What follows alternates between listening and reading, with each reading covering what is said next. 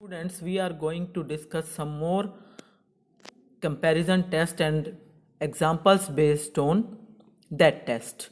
This test is that if f and g are two positive functions, ध्यान दो positive हैं, on semi-closed interval a being the only point of infinite discontinuity if limit as x tending to a plus f of x by g of x is 0 and integral a to b g dx converges, then integral a to b f dx also converges.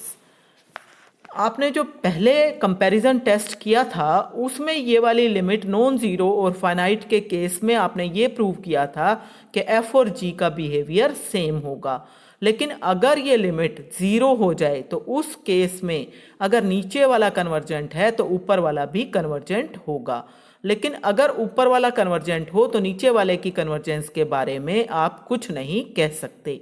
ठीक है। और इसी तरीके से दूसरे part में अगर हम ये लिमिट लें और ये लिमिट इन्फिनिटी आ जाए तो उस केस में अगर नीचे वाला डाइवर्जेंट है तो ऊपर वाला भी डाइवर्जेंट होगा। Means integral a to b g dx diverges, then integral a to b f dx also diverges. लेकिन अगर f जो है वो डाइवर्जेंट हो तो आप g के लिए कुछ नहीं कह सकते कि वो कैसा होगा, कन्वर्जेंट होगा या डाइवर्जेंट होगा। तो अभी इसी रिजल्ट को यूज करते हुए मैं एग्जांपल 2 करवाने जा रही हूं आपको। इसके अंदर देखो, test the convergence of the integral 0 to 1 log x by 1 minus x square dx। यहाँ पे फंक्शन f of x ये वाला हो गया log x by 1 minus x square।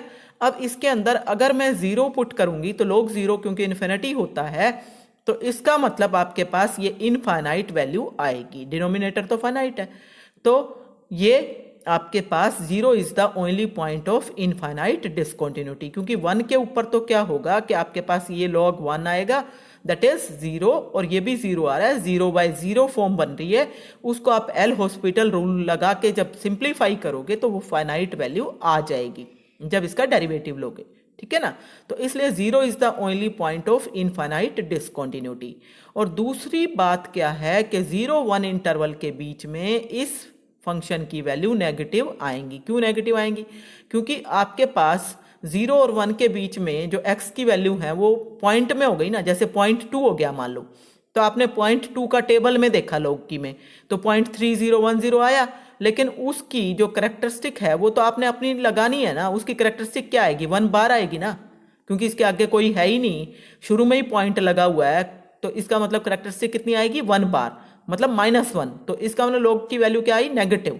तो जब log की वैल्यू नेगेटिव आई तो फंक्शन f कैसा हो गया? नेगेटिव हो गया आपका।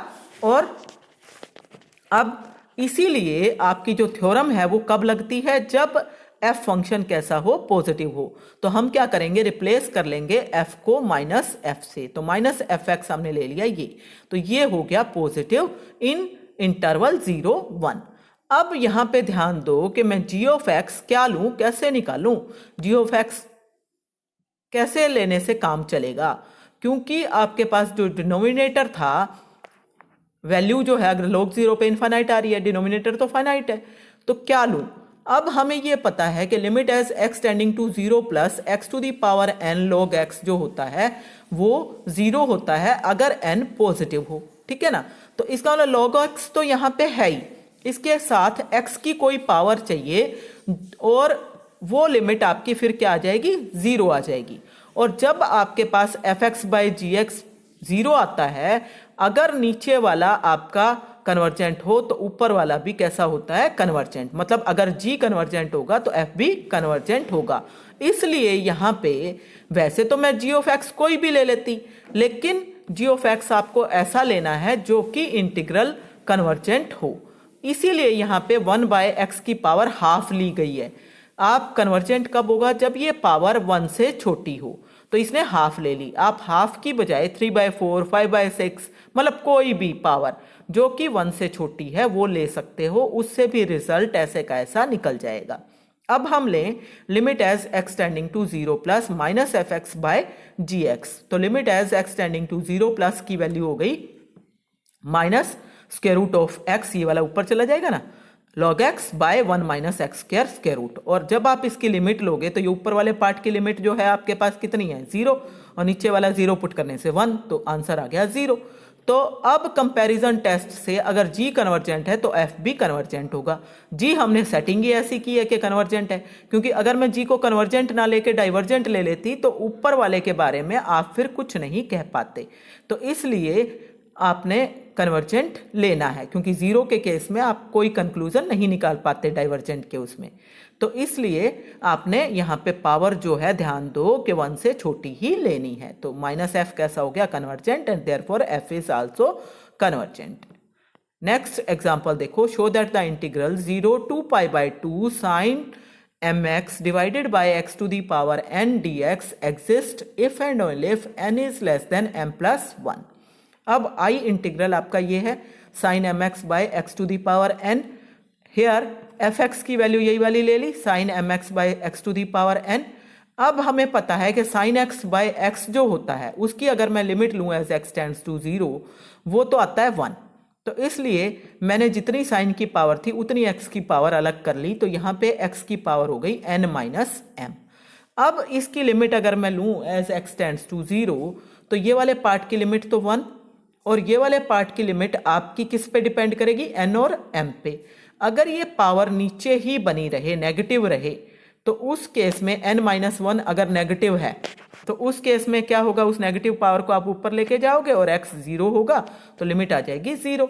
अगर ये पॉजिटिव बनी रही n माइनस m तो ये फिर इन्फिनिटी हो जाएगी, क्योंकि 1 बाय 0 सो इन्फिनिटी। और अगर n इक्वल टू m हो जाए तो ये खत्म ही हो जाएगा, फिर आ जाएगा 1। तो f ऑफ x की ये वाली वैल्यूज आपकी आती हैं। इसका मतलब आपके पास ये 0 वैल्यू आ रही है, 1 वैल्यू आ रही है, कब, जब n इज लेस देन और इक्वल टू m है तो फाइनाइट वैल्यू आ रही है। जब फाइनाइट वैल्यू आ रही है तो इंटीग्रल कैसा हो गया, प्रॉपर इंटीग्रल, क्योंकि लिमिट भी फाइनाइट है, फंक्शन भी फाइनाइट है, तो कन्वर्जेंट हो गया। इसका मतलब प्रॉब्लम कहाँ है, सिर्फ n ग्रेटर देन m में।